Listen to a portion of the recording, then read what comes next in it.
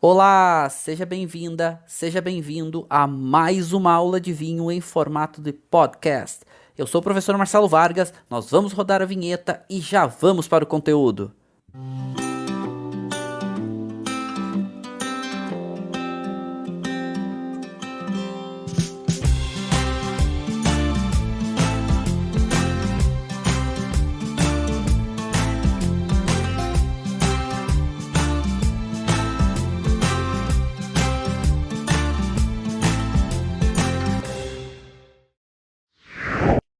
Bom, estamos começando uma aula muito especial, hoje para falar de uma região que é muito mais do que especial, uma região realmente incrível, uma região que motiva quem gosta de vinho, motiva quem gosta de enoturismo, motiva quem gosta de belezas naturais, motiva quem gosta de se envolver e se inebriar com esse produto, essa bebida fantástica que é o vinho. E a Campânia, ela é uma região realmente destacada, ela é uma região realmente muito bonita, muito diferenciada. Só que, como ela está um pouco mais para o sul da Itália, ela acaba sendo um pouco menos valorizada, um pouco menos reconhecida, um pouco menos destacada. A capital da Campânia é Nápoles. Nápoles é uma cidade famosa, uma cidade grande. Só que, saindo de Nápoles, vai ficando um pouco menos, digamos que urbano, vai ficando um pouco mais interiorano. E tudo que é relacionado com o interior da Campânia como um todo, por estar um pouco mais no sul da Itália, acaba tendo um pouco menos de valor, um pouco menos de reconhecimento.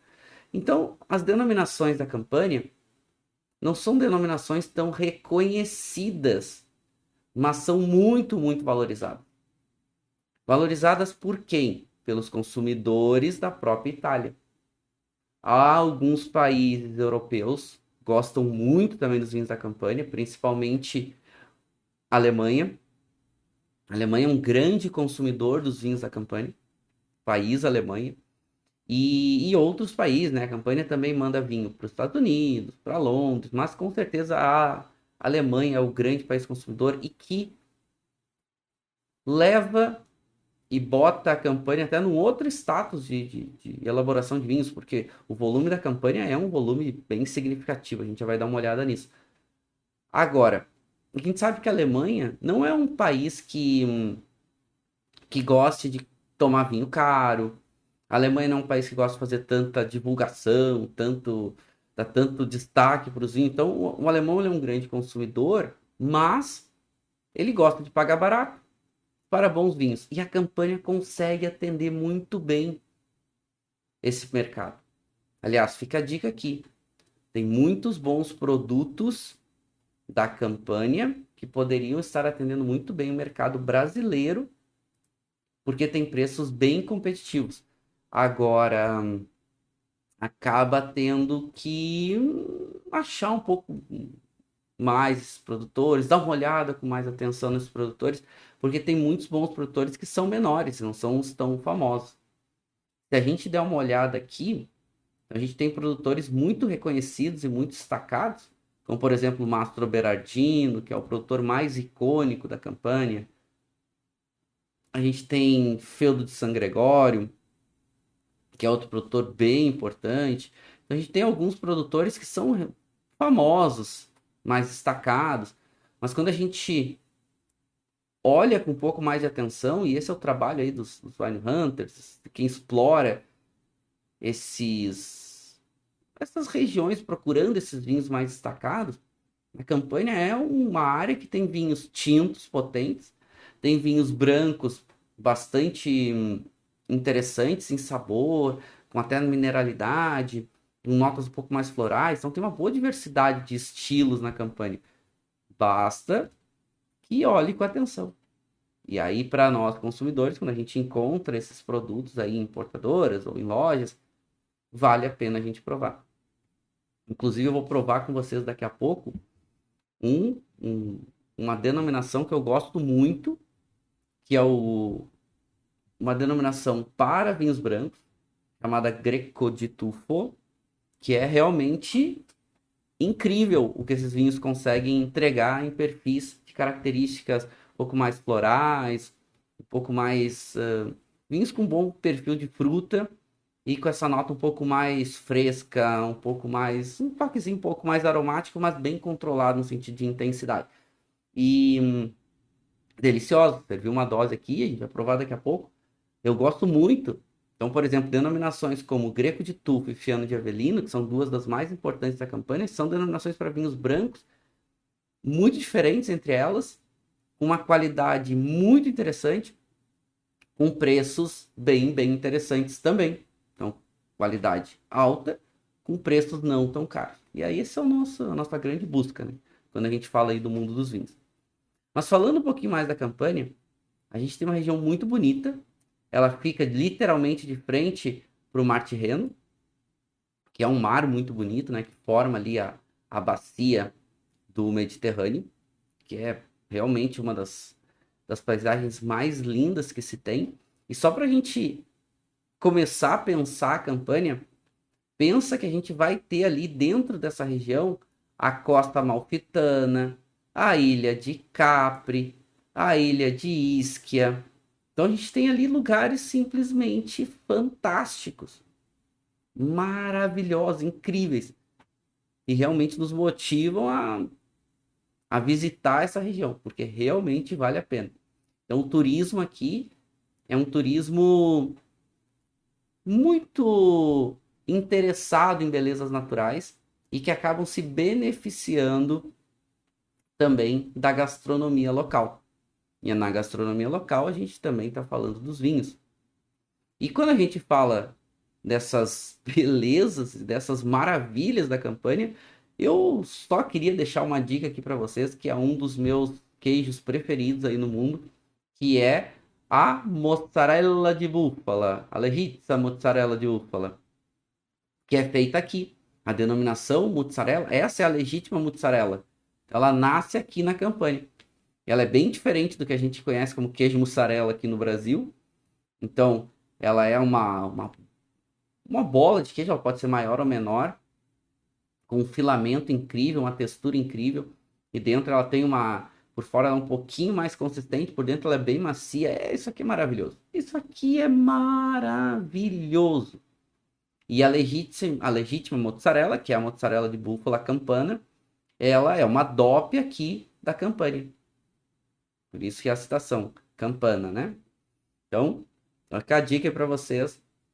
Quem for à Itália, procurem. Tá aqui o selinho, né, da original. É maravilhoso. Esse queijo é simplesmente incrível. Incrível, incrível mesmo. E também dá uma olhadinha no que é essa beleza da Campania. Olha o que é isso, né? Olha o que é essa paisagem. Aqui é a Costa de Amalfi, carinhosamente, né, Costa Amalfitana. Olha esses perais, olha que beleza, essas casinhas de frente para o mar. E se vocês estiverem olhando com um pouco mais de atenção, vocês vão ver que aqui a gente tem algumas pequenas plantações. E aqui as plantações são normalmente ou de videira ou de limão siciliano. E aliás, o limão siciliano, ele nasce aqui na Costa Amalfitana. Só que ganhou a citação de limão siciliano, né? Principalmente para nós aqui no Brasil, a gente chama de limão siciliano, não é o nome que eles chamam lá. Porque na Sicília também tem bastante desse limão. Mas ele é aqui, ele é originário aqui da Costa de Amalfi. É uma beleza muito peculiar. E aqui a gente está falando, né? Eu vou mostrar para vocês aonde fica. Mas se um lugar para se conhecer na Itália, principalmente sul da Itália, é a Costa de Amalfi. Então, essa beleza, essa relação da natureza e mais do que isso, né, do homem com a natureza, porque olha essas construções, olha essas plantações, olha o que é isso de tão espetacular. E é incrível que a gente tem uvas aqui muito peculiares na campanha, que são muito locais. Falei para vocês, por exemplo, né, Greco de Tufo, que é a uva greco, Fiano de Avelino, a uva Fiano. A gente tem aqui a famosa Lianico. A gente tem aqui a Falanguina. A gente tem aqui uvas que são muito locais e que são muito destacadas e muito referenciadas localmente, porque realmente elas são diferenciadas, são uvas com perfis diferentes, com sua, digamos que com a sua identidade, que é muito única. E claro que isso vai expressar vinhos muito únicos, muito únicos. Agora, avançando um pouquinho mais, para a gente olhar um pouco mais a Campânia, e já trazer o nome Campânia. Esse nome Campânia vem do latim Campania Felix, que deu a citação para essa área, porque essa era uma área muito importante de dominação do Império Romano. Se a gente olhar aqui no mapa, já vai olhar isso com um pouco mais de atenção, mas a gente vai ver que está marcadinho aqui aonde é a região da Campânia. E ela está literalmente aqui coladinha com a Lácio, a região Lácio, que tem a capital Roma, que era a sede do Império Romano. Os romanos, claro, tiveram toda a sua expansão, inclusive muito maior do que só a Itália, mas a sede era aqui, então nós estamos numa área muito próxima da capital do Império Romano, da sede do Império Romano. E essa se tornou uma área muito importante para o cultivo de videiras, não só de videiras, mas outras culturas agrícolas, mas a videira ganhou uma grande notoriedade aqui na época do Império Romano. E nessa época, o nome da região foi cunhada, porque como era uma região de muitas, entre aspas, vinícolas, né, mas muita área de vinhedo e algumas produções de vinho aqui, eles ganharam a citação de local feliz. Campânia, na verdade, é área, é lugar, né? Dizer como terra, né? Expansão de terra. E Félix feliz, então era local de uma terra feliz, por causa do vinho. Então, Campania Felix, em latim, terra feliz. Com o passar do tempo, foi perdendo a citação, deixando só apenas Campania. Então, Campania, campanha. Campanha, áreas amplas, então bastante áreas, bastante extensão de terra. Então aí nasceu o nome Campania, cuja capital é Nápoles, uma cidade que tem suas peculiaridades, uma cidade aí muito bonita na região costeira, próximo do vulcão Vesúvio, que é um vulcão muito importante, aliás, muitos solos vulcânicos que a gente vai ver que compõem aqui o terroir da Campania. Mas a gente está falando do Império Romano. E no Império Romano, a gente sabe que a gente teve uma transformação muito importante da cultura vitivinícola. Porque na Itália já existia a videira, na Itália já existia a elaboração de algum tipo de fermentado de uva antes da chegada dos gregos. Mas vai ser com a chegada dos gregos, e a gente está falando de alguns muitos séculos antes de Cristo, que os gregos vão trazer uma nova visão para o vinho. Novas técnicas de vinificação, novas variedades, uma nova identidade para o vinho. Pois bem, mas é com o Império Romano, com a ascensão do Império Romano, que o vinho ganha um grande caráter social e de distinção, porque começa a se tornar um produto de muito valor agregado. E os romanos, eles, inclusive na sua expansão do império, eles levam a cultura da videira. E são os romanos, por exemplo, que levam a ideia, a identidade do vinho para a Gália. Gália hoje, a França. Então, na expansão do Império Romano, eles levam essa cultura da videira. Então, quando os romanos conquistavam um novo território, o que eles faziam? Eles fixavam o general das legiões naquele lugar. Esse general tinha que casar com uma nativa e ter descendentes com os locais, ou seja, descendente com sangue romano e sangue local. Passava a ser parte do Império Romano, aquela região. E era obrigatório que naquele local começasse a se ter o cultivo de videira para o vinho, o cultivo do trigo para o pão e o cultivo das oliveiras para o óleo. E assim começou essa expansão muito grande. Só que diziam os romanos que o melhor vinho era o vinho feito na área dos romanos. A área principal dos romanos, ali em volta de Roma. E do ladinho de Roma, Campânia, né, tá ali coladinha, né, com Lácio, como a gente viu, foi uma área que começou a se desenvolver e ficar muito famosa por vinhos de alta qualidade. Inclusive, citações muito antigas, inclusive nos manuscritos de Plínio o Velho, ele cita que o melhor vinho da época dos romanos era um vinho chamado Falernum. Falernum, um vinho que muito provavelmente era feito aqui na região da Campânia. Então, essa relação com o vinho, ela é muito importante na Campânia há muitos séculos. Então, estão falando aí, Império Romano, né, alguns séculos antes da era de Cristo, né, do nascimento de Cristo. Então, só para a gente pegar aqui como citação, como referência. E vários outros relatos citam a importância da Campânia para a vitivinicultura como um todo. Então, aqui para a gente começar a se situar, um pouco mais de atenção, aonde a gente está. Campânia é aqui. Então, no sul da Itália, essa área que está marcada aqui com esse círculo vermelho, botei essa marcação para facilitar para vocês, com vinhedos em regiões costeiras e vinhedos em regiões um pouco mais interioranas.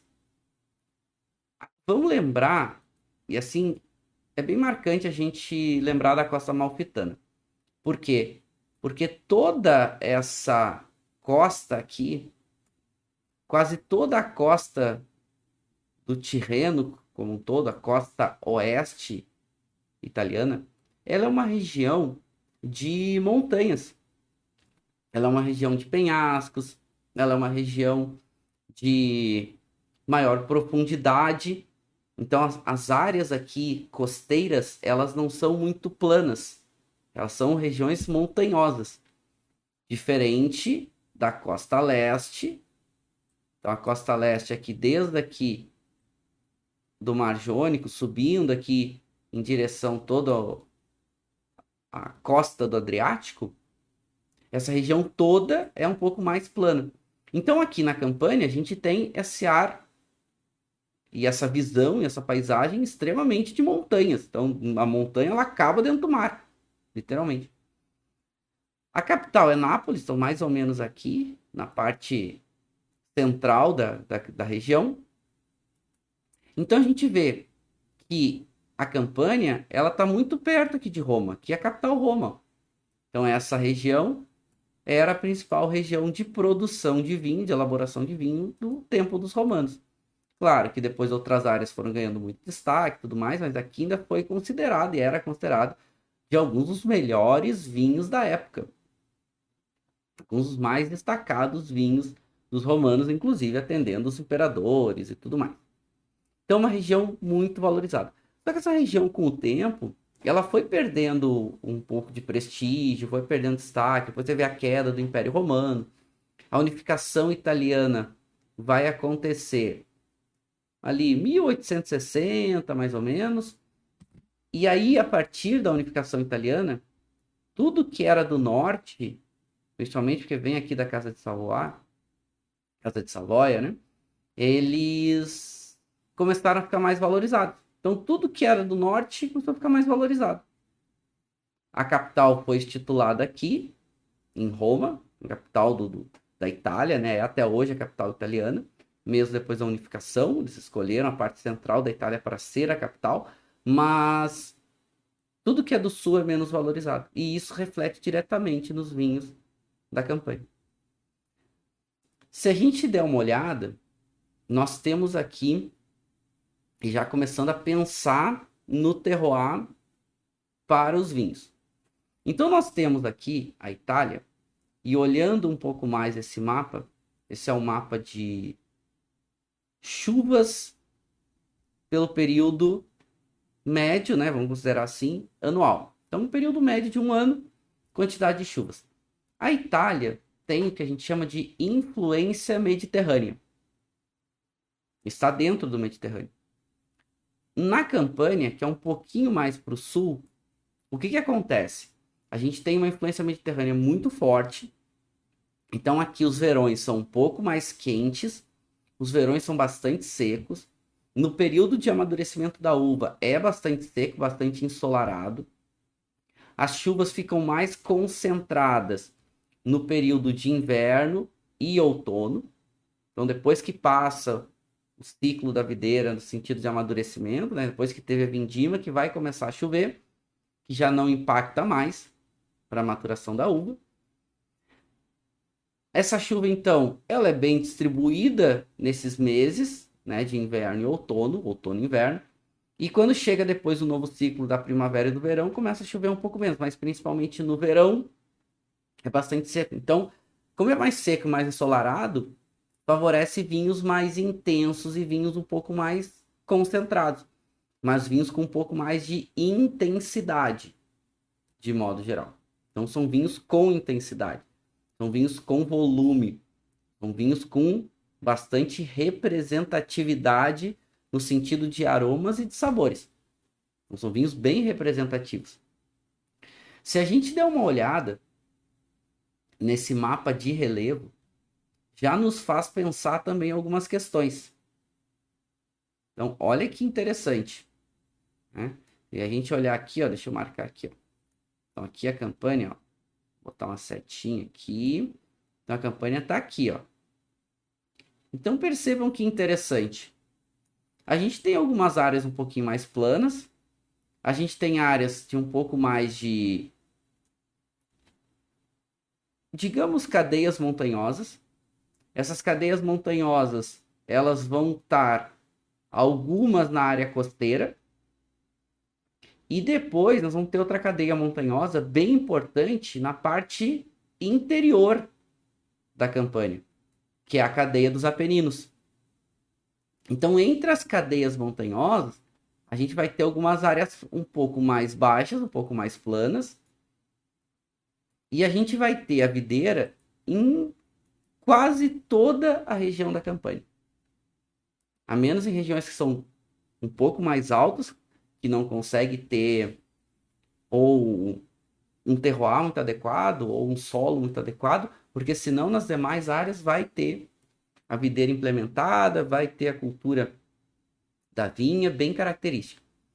E uma outra coisa extremamente importante aqui na Campânia é uma boa diversidade de solos.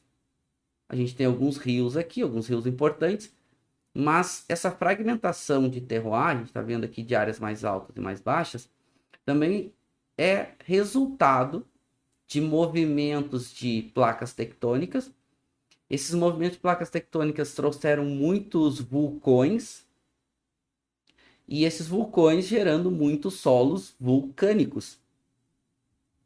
E só para a gente dar uma olhada, o que a gente tem aqui, inclusive um dos vulcões mais famosos do mundo, que é o famosíssimo Vesúvio.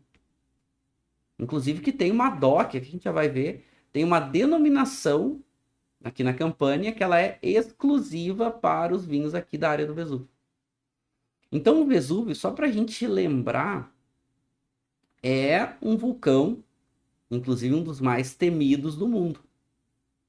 Por que ele é um dos mais temidos? Por causa do que aconteceu com Pompeia. Pompeia é uma cidade que fica aqui, no sopé do Vesúvio, e que teve uma famosa erupção há séculos atrás. E essa erupção foi tão repentina, foi tão rápida, que ela acabou tomando a cidade de Pompeia. E as pessoas acabaram ficando lá, não conseguiram sair.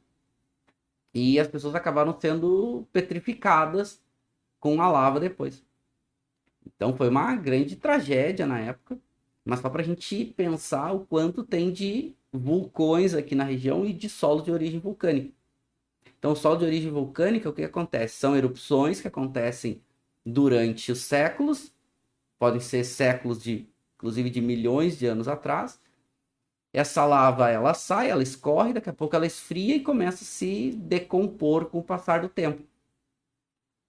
O solo vulcânico, ele é um solo muito rico em minerais, muito benéfico para a videira, e mais do que isso, é um solo que a filoxera não gosta de atacar. Então, mesmo ali, final de 1800, quando teve o ataque da filoxera muito forte na Europa, a Campânia foi uma região que foi menos atingida por causa desses solos vulcânicos. E esses solos vulcânicos é também um dos grandes diferenciais dos vinhos locais. Por quê? Porque os vinhos de solos vulcânicos vão ter peculiaridades únicas. Entre elas, notas normalmente um pouco mais intensas de aromas e de sabores, normalmente caráter um pouco mais salino, um pouquinho mais de minerais presente no vinho, e com uma textura de boca um pouco mais, digamos, presente. São vinhos um pouco mais marcados. São vinhos um pouco mais exuberantes em suas características. E o Vesúvio é um vulcão perigoso. Ele é um vulcão que não solta pressão, é um dos vulcões mais monitorados do mundo inteiro e pode explodir de novo a qualquer momento. E sim, tem um monte de casinhas aqui que diz o governo italiano que vai conseguir avisar quando for ter uma erupção e as pessoas vão poder sair. Vamos torcer para que isso não ocorra, ou se quando isso ocorrer, que seja daqui a muitos anos para frente. Pois bem, estamos falando de uma região então um pouco mais para o sul, uma região que já começa a ficar também bastante quente, no sentido não só do clima mediterrâneo, que já favorece esse verão um pouco mais seco e quente, mas porque a gente também está mais para o sul da Itália. Mais para o sul da Itália, áreas mais quentes, mais próximo da linha do Equador. Então, um outro destaque dos vinhos da Campânia é essa sua intensidade um pouco maior, também de volume de boca, de textura, mas também de álcool e de corpo. Então, são vinhos que são bem representativos. O vinho que eu vou provar com vocês, ele é um vinho que tem... Vamos ver aqui. Aqui na frente, se ele fala. Vamos ver qual é o teor alcoólico desse vinho, porque normalmente são vinhos que têm uma representatividade alcoólica bem interessante. Esse vinho serviu uma dose, vou provar com vocês agora, só que quero provar com vocês juntos aqui. Eu não provei esse vinho aí, só cheirei para ver se ele estava saudável. 13,5% de álcool. Vou olhar aqui, ó, pequenininho, vai ter uma marcaçãozinha aqui, ó. 13,5% de álcool. Então, olha, um vinho branco que tem 13,5% de álcool. É representativo, né? É volume, é impactante. 13,5% de álcool é bem importante. Então, para a gente pensar que os vinhos aqui são vinhos intensos. O que planta aqui? Qual é o volume? E tudo mais. Então, para a gente se situar, o que a gente tem aqui? Tá? A gente tem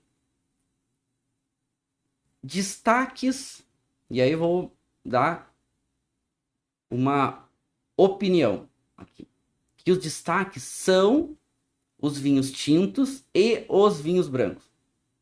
Que a gente muitas vezes fala, poxa, essa região ela é famosa pelos vinhos brancos, essa região é famosa pelos vinhos tintos, essa região... Aqui o destaque são vinhos brancos e vinhos tintos na mesma proporção. Então, realmente diferenciado. Tanto que se a gente olhar aqui, ó, o volume de uvas brancas e o volume de uvas tintas são muito parecidos. São muito parecidos. Depois, se a gente fizer essa comparação, e a gente está falando aqui de algo em torno aí, a gente está falando da Campânia, em vinhedos perto de 50 mil hectares de vinhedos. E a gente tem uma produtividade aí na faixa de algo em torno de 1,8 milhões de hectolitros. Então, só para a gente mais ou menos se situar. Então, são volumes bem significativos. Por que isso? Por que tem tanto volume? Por causa que muitos vinhos na Campânia são vinhos genéricos. São vinhos sem classificação. Nem IGT, nem DOC, nem DOC-G. Então, muito vinho de volume é feito aqui. Por isso que tu tem uma produtividade muito alta, um volume muito grande de vinho e muitos vinhos com uma qualidade, digamos, vinhos menos intensos, vinhos mais simples. Uma qualidade um pouquinho mais baixa. Dentro das denominações, então que a gente está vendo aqui algo em torno de 15% dos vinhos que vão estar classificados nas denominações são vinhos aí com mais representatividade. O que a gente tem aqui? 4 DOCGs na Campânia, 15 DOCs e 10 IGPs. Inclusive aqui tem uma IGP, ou IGT, que são sinônimos, que é aqueles chamam, né, aquelas IGTs regionais, que é uma IGT chamada Campânia, que abrange toda a região. Então, a ideia era que cada vez mais migrasse do vinho genérico para o vinho com pelo menos indicação geográfica, né? Pelo menos IGT. Mas isso na Campânia acontece lentamente. Eles têm um volume muito grande e atende muitos países, como por exemplo, no caso da Alemanha, como a gente estava falando, que a Alemanha não quer pagar caro os vinhos, a Alemanha quer pagar barato. A Alemanha gosta de pagar barato os vinhos. Então, a maior parte dos vinhos alemães estão sendo vendidos na faixa de 3 euros. Próximo a isso. E no máximo, os vinhos na Alemanha chegam no máximo na faixa ali dos 8 euros. Não passa disso. Esse é o perfil do vinho alemão, né? Ou não só do vinho alemão, mas do mercado de vinho alemão. Então, são vinhos baratos. O alemão gosta de pagar vinho barato. E gosta de beber bem, né? Então, para vender para a Alemanha, que é um grande mercado, precisa se adaptar. A Campânia vende bastante para a Alemanha. E, inclusive, os alemães vêm muito para as regiões turísticas da Campânia veranear, passear. Então, tem uma influência bem forte lá na cultura de consumo. Os alemães consomem muito vinho italiano. Muito, muito. Então, muitos vinhos aqui são vinhos sem classificação. Uvas. A uva mais plantada da região é a Aglianico, uma uva tinta, que a gente já vai dar uma olhadinha nela. Famosa em algumas denominações, como Taurás e outras. Depois, uvas brancas, como a Fiano, a Greco e a Falanguina. Essas três, com certeza, as mais destacadas das brancas. E das tintas, a Aglianico. Mas percebam que as uvas mais destacadas aqui são uvas autóctones. São uvas locais. São uvas que praticamente só se desenvolvem aqui e em algumas áreas próximas aqui em volta. Só para a gente se situar, tá? Só para a gente ter referência aqui. Pois bem, então, na Campânia, o que a gente tem? A gente tem o grande destaque para os vinhos para a uva Aglianico. A Aglianico é uma uva tinta, muito intensa, faz vinhos muito carregados e concentrados. Esse é o grande destaque. Grande área de produção da Aglianico é aqui na Campânia. Então tem algumas outras áreas aqui que se expande um pouquinho mais e que consegue também produzir bem a Aglianico. E a Aglianico, ela adora, ela ama de paixão solo vulcânico. E aqui na Campânia ela encontra o terroir perfeito para ela, que é solo vulcânico, um pouquinho mais de calor, um pouquinho mais de radiação. Ela não gosta de áreas muito úmidas também. E aqui a gente sabe, então, que os verões ali são um pouquinho mais secos, um pouquinho mais quentes. Então, tem um local perfeito para Aglianico. Alguns gostam de escrever que a Aglianico seria mais ou menos como a Nebbiolo do Sul. Eu não acho elas tão parecidas, mas tento entender essa citação. Por quê? Porque a Liânica é uma uva que faz vinhos com muita cor, muito tanino, muito álcool e muito cor, e normalmente acidez média mais para muita. Então são vinhos muito intensos. Tem uma boa intensidade de aromas e sabores. O grande segredo sempre é a acidez, segurar o conjunto todo. E vinhos com longo potencial de guarda. Mas longuíssimo potencial de guarda. Então, se a gente pegar bons produtores de Agliani, por exemplo, Mastro Berardino, ele produz em algumas denominações diferentes, dentre elas a mais famosa de Agliani, chamada Taurasi. Taurasi é uma denominação de vinhos de longuíssima guarda. Mastro Berardino, os vinhos dele de Taurasi, pegar o Radit, o Reserva, são vinhos para 20, 25, 30 anos de guarda tranquilamente. E até mais. Então são vinhos muito intensos, muito potentes. Só que durante muito tempo, a gente pegar aí, principalmente a partir do século... até já entrando no século XIX, depois século XX, a gente teve muitas mudanças no perfil dos vinhos aqui. Então, foi cada vez mais se abrindo mão da qualidade em prol do volume.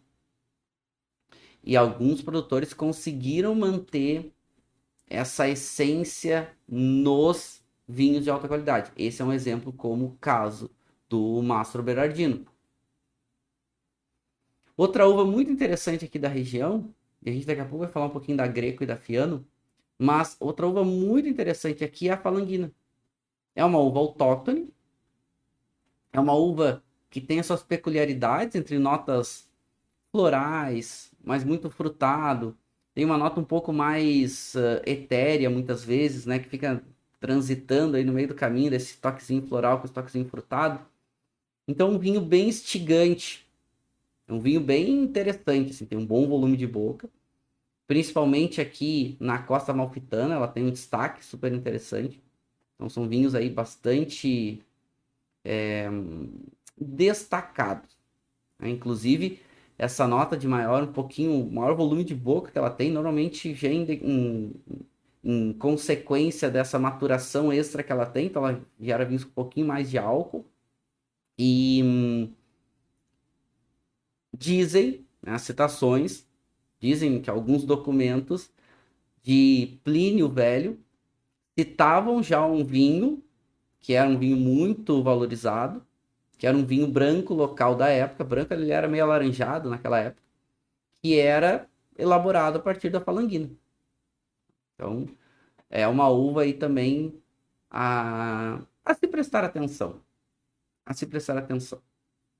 Vamos ver como vão ser o andar aí dos próximos anos na Costa de Amalfi, mas é uma uva que não tem o prestígio que tem a Fiano e a Greco, mas que faz vinhos muito, muito, muito especiais. Muito mesmo. Tem uma produtora, aliás, essa aqui que tá aqui na foto, chamada Marisa Cuomo, e ela faz esse vinho aqui que ela chama de Furore, que é o Reserva, aqui na Costa de Amalfi, e esse vinho ganhou há coisa de uns 3 anos atrás, 4 anos atrás, pouco antes da pandemia, ganhou como o melhor vinho branco da Itália, de alguns guias famosos aí da Itália. Itália tem alguns guias famosos. Guia é aqueles guias de vinho, né? Então, uma publicação de vinho que lista e elenca vinhos de diferentes safras, de diferentes regiões, de diferentes produtores. E a Costa de Amalfi aí ganhou um destaque muito grande por causa da Valentina Cuomo, da Marisa Cuomo. E aí ela ficou muito famosa. Ela chegava no Brasil pela World Wine, acho que não tá chegando mais. Não tenho visto ultimamente ela aqui. E chamou atenção para as pessoas olharem, os jornalistas, críticos, especialistas, olharem um pouco mais os vinhos aqui de Falanguina, principalmente da Costa Amalfitana. Aqui olhando um pouco mais com atenção o mapa da Campânia, a gente já começa a ver um pouco mais de, né, uma boa distribuição de vinhedos. Então a gente vai ter áreas bem importantes, as mais importantes vão estar aqui na parte mais continental, que é a área de Taurasi, muito rica em solo vulcânico, a área de Fiano de Avellino, que é outra área também extremamente relevante. A gente vai ter as áreas aqui da Costa Amalfitana, próximo aqui a Sorrento, também são bem significativas. A gente vai ter as áreas, lembram do vinho Falernum? Tem uma denominação aqui, ó, lá pertinho do Lácio, chamada Falerno del Massico. Então aqui só para a gente ver o quanto a gente tem de vinhos peculiares aqui dentro. Eu poderia destacar que o grande diferencial da campanha são os vinhos autóctones. E por ser diferente. Ah, Marcelo, mas tem praticamente caças autóctones. Sim, mas são diferentes. Então buscar essa valorização dessas caças autóctones é muito legal. Então aqui a gente vai ter então vinhos brancos com uma intensidade aromática e um volume de boca um pouquinho maior. E vamos ter tintos mais intensos. Tintos mais concentrados. Principalmente a base de aliânico. E aliânico extremamente relevante, extremamente importante. E olha, posso dizer para vocês hoje, do sul da Itália é destacado. É destacado essa uva como a uva de maior qualidade, né? Como o vinho de maior representatividade como um todo. Então isso é bem, bem interessante. Bom, só para a gente começar a olhar, e aí eu quero também trazer essa foto aqui, essa imagem, que é uma imagem importante, da Mastro Berardino. Essa foto eu fiz quando eu tive lá, agora em 2017, uma vez que eu tive lá na Mastro Berardino, que é um produtor que manteve a qualidade média dos vinhos aqui, e a qualidade média alta. Então, manteve a qualidade puxada para cima, quando se passava aí nos, principalmente se pegasse as década de 70, década de 80, a qualidade dos vinhos da campanha foi caindo bastante. E Mastro Berardino foi um produtor que levantou a bandeira dizendo, não, vamos manter a qualidade, vamos seguir fazendo vinhos de representatividade, que é isso que vai nos manter no mercado. É isso que vai nos dar destaque. Então, ele merece esse reconhecimento, é uma vinícola realmente muito bonita. E ele conseguiu praticamente sozinho. Tinha outros produtores que faziam vinhos de qualidade também, mas a sombra dele. Então ele praticamente levantava essa bandeira sozinho de levar isso para o mundo e falar que é bom, e falar que faziam bem, e falar que as uvas locais são boas e podem fazer bons vinhos. E aí, realmente fazendo bons vinhos, os jornalistas, críticos começaram a olhar com mais atenção para a campanha. Então esse produtor ele é realmente destacado. Ele é realmente diferenciado. Então minha dica para vocês, querem tomar o melhor produtor da campanha? Mastro Berardino. Quem importa no Brasil é a Mistral, tá? Então vocês podem olhar no site da Mistral, que eles têm lá uma linha bem interessante do Mastro Berardino, com preços diferenciados e tudo mais. Claro, a gente sabe que a Mistral ela tem uma margem um pouquinho mais alta e tem produtos muito valorizados, muito destacados, no caso do Mastro Berardino, por exemplo. Mas seguidamente eles têm promoções, tem alguns produtos que não estão, digamos que estão caros, né? Claro, a linha reserva do Taurasi, ela é um pouquinho mais cara do Mastro Berardino, mas outros vinhos são bem, vale a pena, tá? São bem interessantes. Aliás, todos valem a pena, né? Porque às vezes alguns vinhos ficam um pouquinho mais caros aqui. Bom, vamos lá. Então vamos olhar o mapa das denominações, aqui é um mapa oficial das denominações. Então nós estamos falando aqui no total de 4 DOCGs e 15 DOCs, marcadinhas todas aqui no mapinha. Claro, sempre as mais destacadas de uma região vão ser as DOCGs. Se a gente der uma olhada nas DOCGs, o que a gente tem aqui? Tem duas denominações para vinhos tintos, que é Alianico del Taburno, que fica aqui. Depois Taurasi, tá marcadinho com A4, que fica aqui. Ambas com solo vulcânico, Taurasi, um solo com a maior parte do solo vulcânico. Aqui em Taburno, a gente vai ter uma mistura de solo vulcânico e solos de outras composições, principalmente alguma coisa de solo aluvial, e solos com diferentes texturas. E depois, duas denominações importantes para vinhos brancos, que é a Greco de Tufo, que fica bem aqui no meio do caminho entre Taurasi e Aglianico del Taburno. E a gente vai ter a famosa Fiano de Avellino, que é uma área um pouco maior, que também aqui pega uma boa mistura de diferentes solos. E percebam que todos esses vinhos aqui de maior destaque, eles estão numa área um pouquinho mais afastada da área costeira. Só para a gente se situar, né? Nápoles está aqui, a capital, e bem pertinho, pouquinho mais a leste de Nápoles, a gente tem a área de Vesúvio. Vesúvio é uma denominação, é uma DOC bem importante aqui, inclusive porque ele faz o famoso Lacma Christi. Lacma Christi, então, ele já mostro para vocês. É um vinho que eles citam que era feito como eram feitos antigamente na época dos romanos, na época de Cristo, por isso Lacma Christi. E Lacma Christi fica dentro da denominação Vesúvio. Então, feito aqui literalmente no sopé do Vesúvio. Depois, a gente vai ter então as regiões costeiras. Então, a gente vai ter as denominações que são principalmente relacionadas à Península Sorrentina, que é super interessante, e a famosa Costa de Amalfi. Depois eu também chamaria a atenção para duas denominações, até vou limpar aqui, fica mais fácil vocês verem.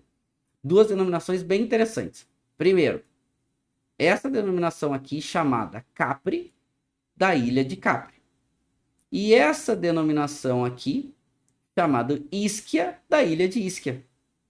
Que são duas ilhas aqui que pertencem à Campânia, que são lindíssimas, são incríveis e que também têm suas denominações de vinhos. Esses vinhos têm volumes pequenos, é difícil de encontrar pelo mundo, então praticamente você encontra na Itália e, claro, localmente aqui, muito mais fácil. E eu coloquei aqui no material, para facilitar a vida de todos nós, esse guia, que ele é uma referência aos estilos e às uvas feitas em cada denominação. Então, todas as denominações que a gente viu aqui no mapa vão estar listadinhas depois aqui entre as DOC-Gs e as DOCs, com todos os estilos e as uvas principais. Então, por exemplo, Aglianico del Taburno e Taurasi são denominações para vinhos tintos à base de Aglianico. Então, no mínimo 85% de Aglianico para fazer os vinhos. Aglianico del Taburno permite vinho rosé, pouco produzido, pouco elaborado, mas permite. Depois as duas para brancos, ó, Fiano de Avellino e Greco de Tufo. Então permitem aí no mínimo 85% de cada variedade. Na Fiano de Avellino a Fiano, na Greco de Tufo a Greco. Então daí outras uvas locais aqui podem aparecer. Bom, aí depois, por exemplo, Ilha de Capri, que a gente falou. Então pode fazer vinho branco e vinho tinto, né? Piede Rosso é uma uva local aqui bem conhecida, inclusive usada no Lacma Christi. E a Falanghina é uma uva importante aqui. Então a Falanghina, a gente pode ver, ela fica mais nas regiões costeiras. Ela gosta, né? Um pouquinho mais de umidade, enfim, se adapta bem. Então a gente vai ver, inclusive, na Costa de Amalfi aqui, ó, que é outra DOC importante. A Falanghina é uma uva representativa aqui, inclusive com denominações próprias para ela, né? Como Falanghina del Sannio. Então, só para a gente pegar como referência. Falerno, lembram do Falerno? Falerno é uma denominação até hoje ativa para vinho tinto, para vinho branco. Vinho branco, Falanghina. Vinho tinto, Aglianico e Piede Rosso. Então, olha que interessante. Primitivo também ela é permitida aqui, mas destaque para Aglianico e para Piederosso. Ischia, lembra a ilha de Ischia? Então, tem a ilha de Capri e a ilha de Ischia. A ilha de Ischia é um pouquinho maior. O que permite na ilha de Ischia? Bom, permite vinhos brancos, permite vinhos rosés e tintos, com uvas muito peculiares, né? Então tem a famosa Biancolella, que é uma uva que ela até ganha algum destaque, alguma notoriedade, mas ainda fica muito à sombra aí de Fiano, Greco, a própria Falanghina. É uma uva que ganha alguma representatividade. Mas olha que interessante, né? Uvas autóctones, castas locais, castas destacadas da região. Isso é muito interessante. Eu gosto muito de produtos que têm a sua peculiaridade local, seu destaque, sua referência sendo única, sua peculiaridade única. Então eu gosto muito disso. Gosto de ter essa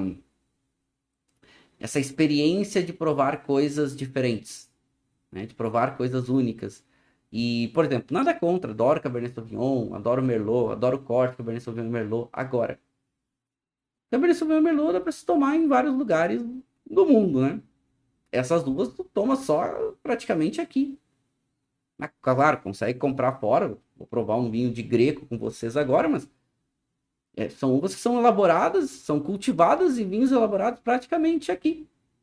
Então, falei para vocês no começo, esse é o grande destaque para mim da campanha. Uvas diferentes, uvas peculiares, uvas muito únicas. E aqui fiz um resuminho dessas denominações mais importantes. Então, Taurasi, a gente vai olhar com um pouquinho mais de atenção. Taurasi, daqui a pouquinho, né? Fiz um slide um pouquinho mais detalhado da Taurasi.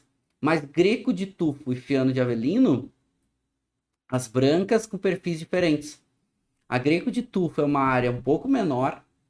Ela é uma uva que traz notas um pouquinho mais salinas e principalmente notas um pouco mais de fruta, essas frutas de pomar. Muitas vezes essa nota que lembra alguma coisa de maçã, às vezes uma coisa de nectarina, às vezes tem um toquezinho de chá, muito peculiar. Enquanto que a Fiano, ela é um pouco mais frutado e floral, e ela tem notas muito mais, que muitas vezes lembra um toquezinho meio defumado, um toquezinho meio pedra de isqueiro, né? Aquele toquezinho meio pederneira. E muitas dessas notas assim mais evolutivas da Fiano, ela remete a alguma coisa de chá seco, um floral seco, aquele chá de flor de laranjeira, aquela flor mais seca. Então, bem diferentes, bem peculiares aí, mas com as suas distinções. Vamos provar um Greco, mas antes de provar, eu quero passar rapidinho aqui por mais, pelo menos duas denominações. Taurasi, que eu falei para vocês, que é super destacada. Então, Taurasi, o que a gente tem aqui? Ela virou DOC em 70 e virou DOC G em 93. Tem quase 500 hectares hoje. É uma uva tardia, então não é uma uva fácil de se plantar. Mas percebam que o volume de produção é um volume relativamente baixo. Então, ela é uma uva que tem uma concentração maior. Para Taurasi DOCG, e aqui já dica para vocês de produtores, tá? 3 produtores que chegam no Brasil e que valem a pena provar. Não só o Taurasi, mas principalmente o Taurasi. Mastro Berardino, que é Mistral. A Feudo San Gregório, que quem estava trazendo era a Domino. Não sei se a Domino está trazendo ainda. E a Vila Raiano, que eu não sei com qual importador tá. Então, esses 3 produtores, Mastro Berardino, Feudo San Gregório e Vila Raiano, são 3 produtores de alta qualidade, com perfis um pouco diferentes e que vale a pena provar. Vale a pena provar porque seus vinhos entregam bem, tem bons perfis, tem boas intensidades e nível de qualidade alto. Então, Taurasi exige no mínimo 85% de aliânico, permite outras uvas locais, Então, outras uvas permitidas aqui, Pé de Rosso e outras, mas 85% mínimo de Alliane. Para o vinho tinto, no mínimo 12% de álcool. Para o reserva, no mínimo 12,5%. Isso aqui eles batem tranquilamente. E um longo período de evolução. Então, no mínimo 36 meses para o vinho tinto, sendo no mínimo 12 em madeira. E 48 meses para o reserva, sendo no mínimo 18 em madeira. Então, olha que instigante. Olha que interessante, né? Então, para a gente ficar aqui atentos, porque são vinhos potentes, vinhos intensos. Quem gosta desses vinhos mais potentes e intensos aqui tem um prato cheio. Tem aí uma boa oferta de vinhos potentes, concentrados. Eu recomendo, eu gosto muito dos vinhos de Alliane, mas precisa de tempo. São vinhos que precisam de um pouco mais de evolução. Aqui o Radit, né, que é o clássico vinho da Mastro Berardino, do Taurasi, da Mastro Berardino. E recomendo provar quando puderem, né? Mistral, então, como ela importa, prestem atenção. Eu tive a oportunidade de provar um 99, agora há pouco tempo atrás. Já tinha tido a oportunidade de provar um 96. Esses vinhos, quando evoluem, eles são impressionantes. São vinhos incríveis, deliciosos, complexos. São vinhos que realmente vale a pena provar. Aquela textura, a intensidade tânica dá uma acalmada. Vinho com maior volume de boca. É impressionante, né? Ganha uma textura um pouco mais macia, mais volumosa, né? Fica aquela textura gostosa. É impressionante. É impressionante. Taurasi é uma denominação cara. Então, tem uma DOC, que é uma boa alternativa para Taurasi, que é uma DOC chamada Irpínia. Lembrando que Taurasi é DOC G. Então, Irpínia, que antigamente era uma IGT, em 2005 foi promovida a DOC. E é uma área grande, né? Tem um pouco mais de volume. Exige um pouco menos de amadurecimento. Mas que tem uma boa qualidade, um preço menos caro. E fica bem pertinho de Taurasi. Se a gente olhar no mapa, ó, já vê que Irpínia, deixa eu pegar o mapa aqui, ó. Se a gente pegar a referência de Irpínia, e aqui, ó, vou marcar para vocês ficar mais fácil, tá? Ó. Irpínia tá aqui, ó, marcadinho com 15. Se a gente olhar, Irpínia é uma área maior e que pega uma boa parte de Taurasi. Então, vai pegar boa parte de solo vulcânico também. Ou seja, Irpínia tem bons perfis, boas características, bons vinhos e com preços mais interessantes que Taurasi. Taurasi é bem caro, bem caro, tá? Então, tem uma subzona, né, que eles chamam de Campi Taurasini, que aí vale a pena porque é um pouquinho mais concentrado. Ela é um pouquinho mais intensa. E uma outra denominação que chama a atenção de vocês, porque na verdade ele é um vinho que ganhou uma conotação diferente, que é o Lacrima Christi. Lacrima Christi, ele é feito no pé do Vesúvio. Ele é feito com um teor alcoólico um pouquinho maior do que os vinhos classificados só com Vesúvio. Ele pertence, Lacrima Christi, então, é uma variação da DOC Vesúvio. Usa uvas locais, né? Então, como a Pé de Rosso e outras. E eles normalmente têm um açúcar residual maior. Então, tem uma sobra de açúcar aqui, tem uma distinção de açúcar. Não é que sejam vinhos doces, até pode fazer vinhos doces, mas são vinhos com um pouco mais de álcool e até com uma doçura residual um pouquinho maior. E eles são vinhos que ficaram muito famosos, né? Tem alguns vinhedos antigos aqui. Mastro Berardino lançou aquele projeto, um projeto bem bacana, né? Do Lacrima Christi. E são vinhos peculiares. Seguidamente, né? A mídia gosta de noticiar, gosta de trazer lá uma citação, gosta, né, de fazer ali um destaque para esses vinhos que, em teoria, Eles lembram um pouco como eram os vinhos lá no tempo de Cristo e tudo mais. Enfim, né? Vamos lá. São peculiaridades. Eu vou provar um vinho com vocês, um vinho de Greco, uva Greco, na denominação Greco de tubo, então uma dessas denominações aí mais importantes aqui para vinhos brancos da nossa queridíssima Campânia. A Campânia é legal, hein? Olha, não dá vontade de provar. Respondo aqui. Não dá vontade de provar todos esses vinhos. Não dá vontade, a gente estudando assim, não dá vontade. Poxa, queria provar o Lacma Christi. Poxa, queria provar um Piedirosso. Queria provar um Falanghina. Queria provar um Greco. Queria... Não dá vontade. É incrível. Vamos dar uma olhada aqui. O que a gente tem? Então, tem um vinho branco, né? Uma boa intensidade de cor. É um vinho aí que ele é 2021, mas tem uma intensidade um pouquinho maior. Ele é límpido, né? Aqui a luz também faz ele ficar mais douradão. Ele não é tão douradão aqui, tá? Ele parece um pouquinho mais intenso na lâmpada, né? Na luz, vocês vão ver na câmera do lado, dá pra ver que ele é um pouquinho mais clarinho, né? Aqui, ó. Ó, viu? Beleza. O que importa mais? Ele é límpido, né? Essa intensidade média para vinho branco. Ele até tem uma pequena petilênciazinha. Vamos ver se isso aqui o produtor deixou para ficar um pouquinho mais fresco. Mas no nariz. Ele tem uma intensidade média. Tem muita essa nota de fruta, principalmente essa nota que lembra uma nota de ameixa amarela. Ele tem uma nota que lembra uma nectarina. Ele tem uma nota... Ele tem uma leve nota de chá de maçã.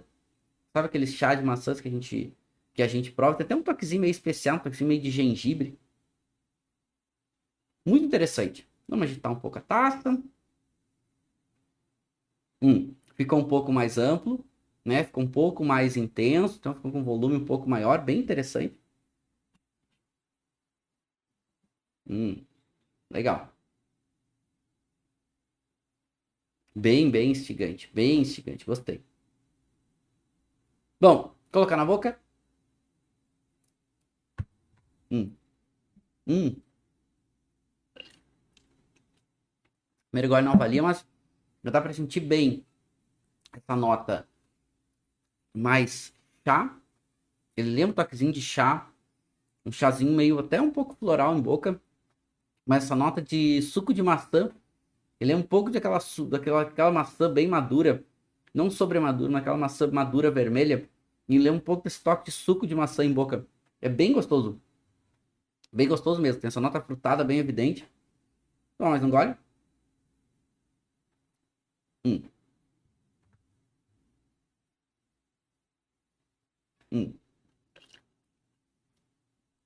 Eu deixei ele dar uma esquentadinha até para ele ficar um pouco mais aromático.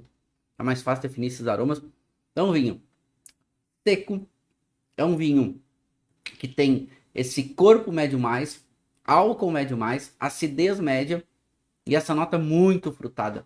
Ele é um vinho gastronômico, ele é um vinho que pode ir bem com comida. Em boca também uma nota um pouco mais especiada, ele é um pouco de um gengibre, toquezinho de gengibre seco. Ele é um toque de aquela florzinha de campo seca, sabe? Aquela florzinha, esse toque aquela florzinha para chá.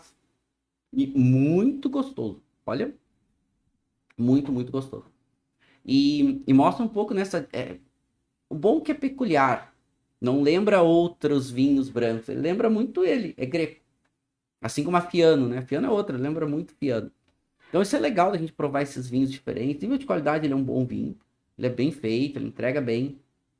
Boas características, é um vinho interessante. Eu gosto de vinhos assim, brancos, que tem um pouco mais preenchimento de boca. Ele é um vinho que tem uma textura super interessante, um volume maior, ele pesa na boca. E tem preenchimento de boca, né, maior, assim. Gostoso mesmo. O álcool é bem integrado. Apesar dos 13,5% de álcool, é bem integrado. E não cansa esse álcool. Não é cansativo, né? Entrega bem. E a gente gosta disso, né? A gente gosta quando o vinho entrega bem, a gente gosta quando o vinho tem qualidade, isso é incrível, né? Eu fico encantado, assim, de provar coisas diferentes, coisas distintas, coisas, né, que chamam a atenção. Que é legal, né? A gente parar para pensar, né? Olha aqui a Itália, né? A gente parar para pensar que a gente tem um vinho no extremo sul, extremo sul não, mas no sul da Itália, que tem muito tanino, muita acidez, chamado Taurasi, ou uma uva que dá origem chamada Aglianico, a origem é Taurasi, Irpínia e outros aliânicos. Pensar que tem uvas aqui mais florais, brancas, frutadas brancas, tem uvas como a Fiano, como a Greco, como a Falanghina, né? Olha aqui onde a gente está, né? Aqui onde está a Campania. É legal a gente pensar isso. É legal a gente provar vinhos assim. É legal a gente pegar essas referências. Eu gosto muito, né? Eu olhar um vinho aqui, poxa, um vinho ali chamado Greco de Tufo. Se a gente não conhece, se a gente não sabe, a gente não compra. Porque é um vinho que vai custar, lá, cento e algumas coisas, lá, 130, 140 reais. Aí você vai olhar lá, poxa, eu não vou comprar esse vinho, não conheço, não vou falar Greco de Tufo, um vinho branco. É por isso que a gente estuda. A gente estuda para ter conhecimento, para ter mais propriedade, para dominar o mundo dos vinhos, para poder provar coisas diferentes, mas coisas boas, coisas com representatividade, coisas que entregam bem. Aí a Greco é um bom exemplo disso. E fica aí a nossa citação, fica aí a nossa menção para a Campania. Vinhos incríveis, vinhos com perfis muito diferentes, castas autóctones muito peculiares, preços bem interessantes, menos caros do que outras denominações e outras regiões italianas muito mais famosas e muito mais caras, e às vezes, muitas vezes entregando muito menos do que os vinhos da Campania. Então provem Aglianico, provem Greco, provem Fiano, provem Falanghina, provem Lacryma Christi, e aí vai aos poucos entendendo também sensoriamente o perfil desses vinhos muito legais e peculiares da Campania. Eu adoro, é isso que eu adoro no mundo dos vinhos, é espetacular. Turma, quero agradecer, foi incrível, foi muito legal poder avançar um pouquinho nos entendimentos sobre Itália, mas principalmente sobre a Campania, a região que tem vinhos incríveis, mas ainda não tão prestigiados, que por um lado deixa os vinhos menos caros, né? Caro, é caro, no Brasil é caro, mas menos caros que outros vinhos muito mais famosos. Deixar um beijo, adorei, aquele nosso brinde final.